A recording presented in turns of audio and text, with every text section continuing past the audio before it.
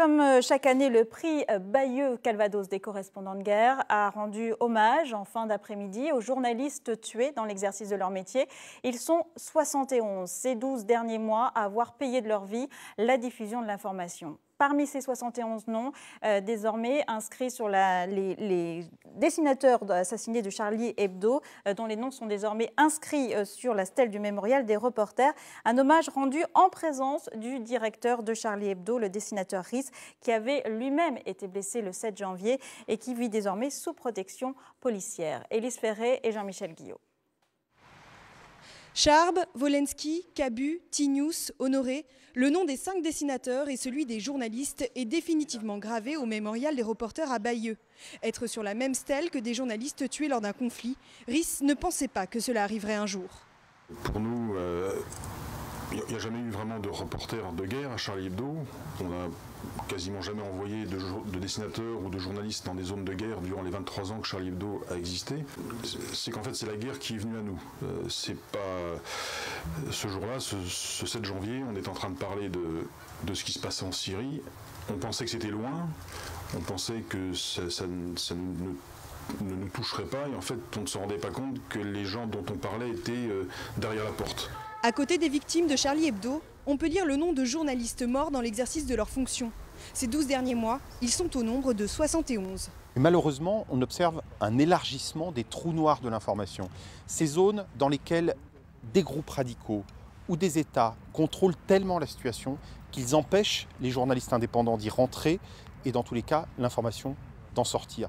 C'est dangereux pour le droit à l'information et c'est dangereux pour les populations locales car lorsque les choses se passent à huis clos, les pires exactions peuvent être perpétrées en dehors du regard du monde. Rhys l'affirme, résister et continuer à exister est une réponse à ceux qui veulent faire taire la liberté d'informer. Et pour parler de ce prix Bayeux des correspondants de guerre, avec nous la présidente du jury, Carlotta Gaulle. Bonsoir.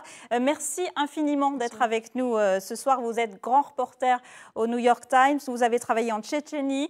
Vous êtes une spécialiste de l'Afghanistan et du Pakistan. Et vous avez été également envoyée dans les Balkans pour couvrir la guerre au Kosovo. Pourquoi avoir accepté d'être ici à Bayeux?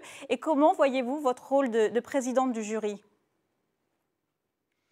Je n'ai pas très bien entendu ce que vous avez dit, mais c'est un grand plaisir d'être là dans cette cérémonie aujourd'hui. C'était très émouvant. J'ai même vu des amis sur les stelas dans ce jardin de journalistes, de correspondants de guerre qui ont perdu la vie. Alors, je suis venue tout de suite quand on m'a invité de participer dans cette festival et de faire des jugements sur les prix parce que c'est très important d'encourager les journalistes et honorer les journalistes qui risquent tellement. 55 reportages ont été sélectionnés pour ce 22e prix de Bayeux. Une sélection dominée par la situation au Moyen-Orient et notamment en Irak et en Syrie où progresse Daesh. Carlotta Gaulle, avez-vous eu l'occasion de discuter avec ces journalistes? Comment arrivent-ils encore à travailler? Je rappelle qu'en Syrie, plusieurs journalistes ont été tués ces 12 derniers mois. Excusez-moi, je n'ai pas très bien compris, mais vous pouvez répéter un peu? J'évoquais la situation, j'évoquais en fait la sélection du prix Bayeux et notamment les reportages, une sélection dominée par l'Irak et la Syrie. Comment les journalistes arrivent-ils encore à travailler dans ces pays-là? Très bonne question. C'est très difficile pour travailler là et on voit de moins en moins peuvent croiser les lignes et aller en Syrie et en Irak. Mais quelques-uns ont réussi et ils ont fait des très bons rapports. Alors, ils vont certainement dans la liste haut, mais c'est ça qu'il faut travailler en plus pour trouver des moyens d'entrer ou d'avoir des informations. Quand c'est plus difficile, il faut travailler encore. Alors, c'est pour ça on a ces prix pour montrer qu'il faut trouver les moyens de prendre l'information et rentrer avec. Alors, c'est justement notre travail. L'image a encore un pouvoir d'émotion et de prise de conscience. On l'a vu avec cette photo du petit Elan sur une plage turque.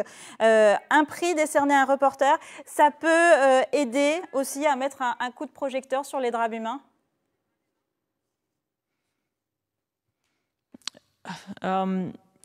Excusez-moi, c'est très difficile à comprendre. Est-ce que les prix qui seront décernés samedi, lors de la cérémonie de remise des prix, aideront en fait à éclairer les situations de drame humain? Est-ce que vous pensez que les prix sont utiles? Les prix sont très utiles pour la profession parce que ça donne l'encouragement, ça honore les gens qui travaillent bien et ça fait les autres veulent travailler de plus. Moi, j'ai gagné des prix et ça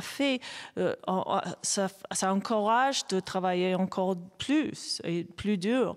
Mais aussi, c'est très important de montrer combien comme les journalistes travaillent, que c'est un travail des droits humains, de la liberté de la presse, la liberté de la voix, et aussi pour montrer les gouvernements qui sont contre ça et qui empêchent les journalistes de travailler. On a les Syriens qui sont morts même du gouvernement, pas seulement des rebelles. Alors c'est tout un travail qui est très important d'encourager et montrer combien c'est un droit de l'humanité, Merci beaucoup, le journalisme. Merci beaucoup, Carlotta Gold, d'avoir accepté notre invitation. Nous serons bien sûr samedi soir à la cérémonie de remise des prix.